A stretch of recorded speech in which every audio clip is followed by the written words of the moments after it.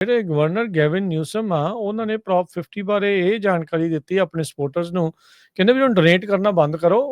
ਸਾਡੇ ਕੋਲ ਜਿਹੜੀ ਇਸ ਦੇ ਲਈ ਡੋਨੇਸ਼ਨਸ ਆਲਰੇਡੀ ਬਹੁਤ ਜ਼ਿਆਦਾ ਜਿਹੜੀਆਂ ਉਹ ਆ ਚੁੱਕੀਆਂ। ਟੈਕਸਸ ਦੇ ਦੁਆਰਾ ਜਿਹੜੀ ਜੈਰੀਮੈਂਡਰਿੰਗ ਦੀ ਸ਼ੁਰੂਆਤ ਕੀਤੀ ਸੀ ਤੇ ਕੈਲੀਫੋਰਨੀਆ ਵੀ ਇਸ ਰੇਸ ਦੇ ਵਿੱਚ ਕੁੱਦਿਆ ਤੇ ਉਹਨਾਂ ਨੇ ਪ੍ਰੋਪ 50 ਜਿਹੜੀ ਉਹ ਇਸ ਚੀਜ਼ ਨੂੰ ਜਿਹੜੀ ਉਹ ਲਿਆਂਦੀ ਹੈਗੀ। ਸਵੇਰੇ ਆਪਾਂ ਜ਼ਿਕਰ ਕਰ ਰਹੇ ਸੀ ਵੀ ਕਿਸ ਤਰੀਕੇ ਦੇ ਨਾਲ ਜਿਹੜੇ ਨੋ ਔਨ ਪ੍ਰੋਪ 50 ਵਾਲੇ ਆ ਉਹ ਹੁਣ ਬਾਹਲਾ ਡੋਨੇਟ ਜਿਹੜਾ ਉਹ ਨਹੀਂ ਕਰ ਰਹੇ, ਕਿਤੇ ਨਾ ਕਿਤੇ ਇਸ ਦੇ ਵਿੱਚ ਉਹ ਪਿੱਛੇ ਹਟ ਗਏ ਹੈਗੇ ਆ। ਸੋ ਇਹ ਉਹਨਾਂ ਨੂੰ ਜਿਹੜਾ ਇੱਕ ਜ਼ਰੂਰ ਝਟਕਾ ਨੋ ਔਨ ਪ੍ਰੋਪ 50 ਵਾਲਿਆਂ ਨੂੰ ਜਿਹੜਾ ਲੱਗਾ ਹੈਗਾ ਆ। ਤੇ ਗੈਵਿਨ ਨਿਊਸਮ ਉਹਨਾਂ ਨੇ ਕਿਹਾ ਵੀ ਡੋਨੇਸ਼ਨਸ ਕਾਫੀ ਜ਼ਿਆਦਾ ਹੋ ਗਈਆਂ।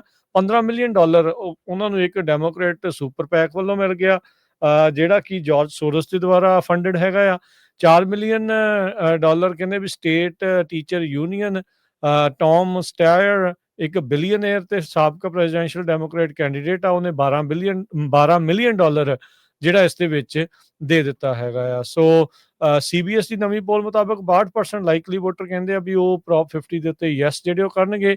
ਐਮਰਸਨ ਕਾਲਜ ਦੀ ਪੋਲ ਦੇ ਵਿੱਚ 57% ਲਾਈਕਲੀ ਵੋਟਰਸ ਨੇ ਜਿਹੜਾ ਆਖਿਆ, ਤੇ 37% ਜਿਹੜੇ ਆ ਉਹਨਾਂ ਨੇ ਅਪੋਜ਼ ਕੀਤਾ ਜਿਹੜਾ ਉਹ ਹੈਗਾ ਆ। ਸੋ ਇਹ ਜਿਹੜੀਆਂ ਚੀਜ਼ਾਂ ਇਸ ਟਾਈਮ ਆਪਣੇ ਸਾਹਮਣੇ ਜਿਹੜੀਆਂ ਉਹ ਚੱਲ ਰਹੀਆਂ ਆ। ਹੁਣ ਲੱਗ ਰਿਹਾ ਆ ਵੀ ਪ੍ਰੋਪ 50 ਜਿਹੜੀ ਉਹ ਅੱਗੇ ਜਿਹੜੀ ਉਹ ਵੱਧ ਜਾਊਗੀ।